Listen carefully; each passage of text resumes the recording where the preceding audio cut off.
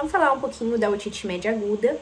A otite média aguda é uma infecção que acontece ali na orelha média, né, no conduto auditivo médio, tá? E geralmente ela acontece após um episódio de resfriado. Então ocorre o resfriado, ele causa algumas alterações ali no conduto auditivo que favorece o acúmulo, né, o surgimento de bactérias que vão desencadear a otite média aguda. As principais bactérias que geram a otite média aguda é a Streptococcus pneumoniae, a Haemophilus influenza não tipável. E em terceiro lugar, não tão importante, a Moxarella catarrhalis. Vale salientar aqui que nem o Streptococcus pneumoniae, o famoso pneumococo, a vacina da Pneumo 10 não cobre esse pneumococo e a vacina da influenza também não cobre esse Haemophilus influenza. Então, não existe nenhum tipo de vacina que ajude a evitar os quadros de otite média. Bem, falando um pouquinho da fisiopatologia da otite, eu vou falar da OMA, ou da otite. O que a gente precisa entender é que acontece um resfriado, e esse resfriado, ele vai causar uma disfunção no conduto auditivo aqui do lado, então essa parte que está descendo, o conduto auditivo médio. Basicamente, esse conduto auditivo médio, ele tem 3 funções. Ele ajuda na circulação, na ventilação, né, circulação de ar ou ventilação ali da orelha média, ajuda no clearance, então a limpar, a drenar as substâncias ali na orelha média e também evitar que bactérias ascendam ali na região da orelha média. Quando a gente tem um resfriado, esse resfriado ele acaba, por conta ali, se a gente lembrar que tem a tuba auditiva, o ostium, eu não lembro o direito nome, mas o ostium que conecta ali a nossa nasofaringe com a tuba auditiva, ele acaba sendo comprometido pelo resfriado. E aí, o que vai acontecer é que essa tuba, ela tem uma disfunção tubária, e essa disfunção tubária, que tinha a função de proteger contra a ascensão de bactérias que são possivelmente patogênicas, que colonizam ali a nossa nasofaringe, conseguem ascender para a nossa tuba auditiva, e é como se elas formassem ali uma cultura de bactérias. Elas se agrupam ali naquela porçãozinha, tem um amarelinho riscado ali na orelha média, e formam como se fosse um abscesso. A partir de um momento, esse abscesso começa a crescer, perfura a membrana timpânica e ele começa a ser drenado, então, indo para a tuba externa, né, a orelha externa. Bem, então, entendendo um pouquinho das manifestações clínicas, por conta desse abscesso crescer ali dentro, ele gera dor, então a gente tem a otalgia. E também, se a criança ela não consegue falar que tá doendo, ela vai apresentar irritabilidade. Se é um bebezinho, ela leva a mão no ouvido, tá? Um choro intenso, tudo isso por conta da dor que ela tá sentindo. E aí, quando ocorre a perfuração da membrana timpânica, essa secreção purulenta, ela começa a extravasar pelo conduto auditivo externo. Então, basicamente, a gente tem um quadro que nós chamamos de otorreia. Otorreia é a secreção purulenta que se exterioriza ali para esse conduto externo, tá? Quando acontece isso, a gente para de sentir a dor, porque ela estava pressionando, aí você furou a membrana timpânica e agora não está pressionando mais ali a orelha média. Então, ali nesse momento, o paciente para de sentir a dor. A gente tem que ter muito cuidado, porque assim, existe a otite média causando essa secreção purulenta, mas existe a otite externa. A otite externa é a infecção do conduto auditivo externo, tá? E quando a gente tem a otite externa, o agente mais comum é o Pseudomonas. Então, a gente tem que conseguir identificar se tá vindo de um mecanismo externo. Geralmente, a gente vai perguntar se teve um quadro de resfriado, algo mais recente, pra gente desconfiar de uma OMA e não de uma otite externa. A otite externa também tá muito usada, tá muito relacionada à questão de banho de piscina e essas coisas.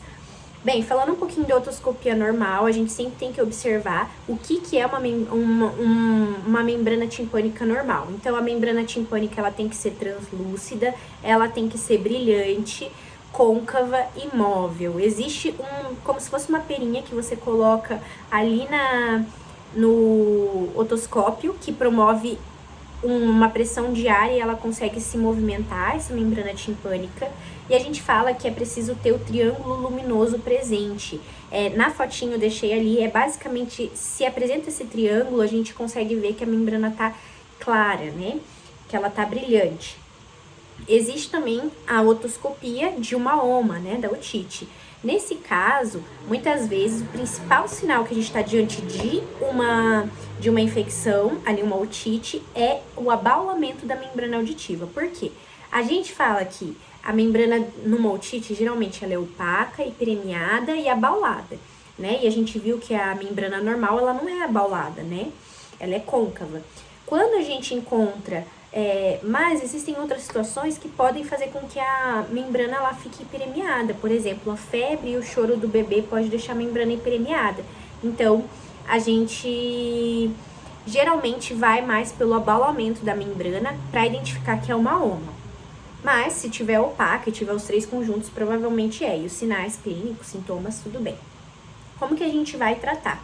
Primeiro, para melhorar a dor, a gente vai dar analgésicos. Então, paracetamol, ibuprofeno, para melhorar aquela situação. Depois, a gente vai avaliar a idade do paciente e a sintomatologia e a gravidade que estão acontecendo aquela infecção. Então, basicamente, nesse quadrinho, a gente vai priorizar. Se existe otorreia, que é aquela secreção, a gente sempre vai dar antibiótico, independente da idade. E se existem sintomas graves, a gente sempre vai dar antibiótico, independente da idade. Agora, se é uma otite média aguda bilateral, em crianças com menos de 6 meses até 2 anos, a gente vai dar o antibiótico. Em crianças mais de 2 anos, você pode dar o antibiótico ou você pode só acompanhar, observar.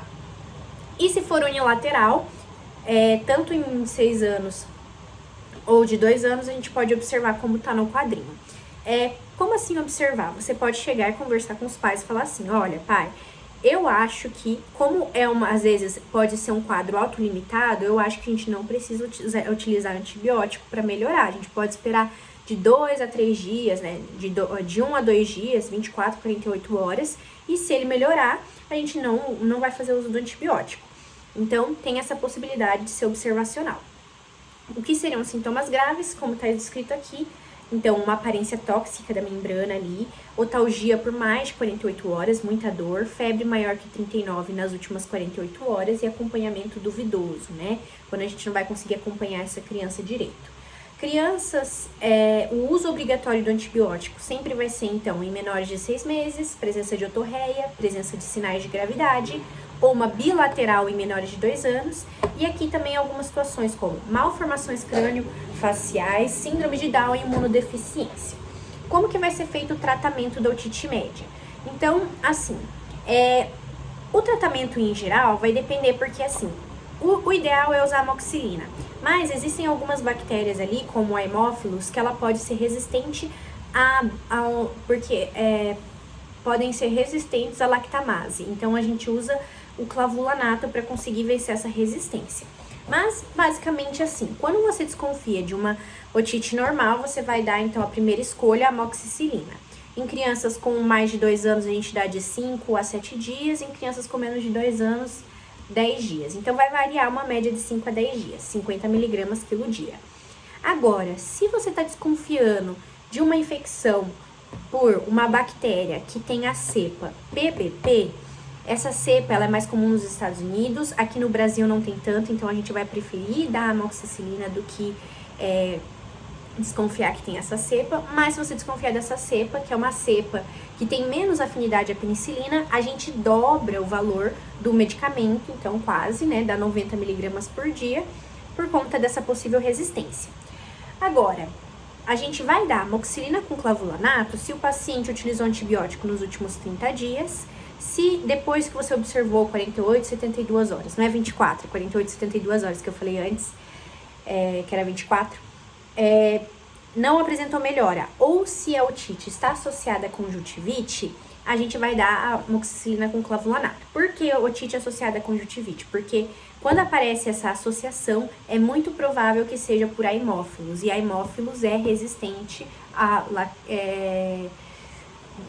o ideal seria usar o clavulanato por causa que ele é resistente a bacta-lactâmicos.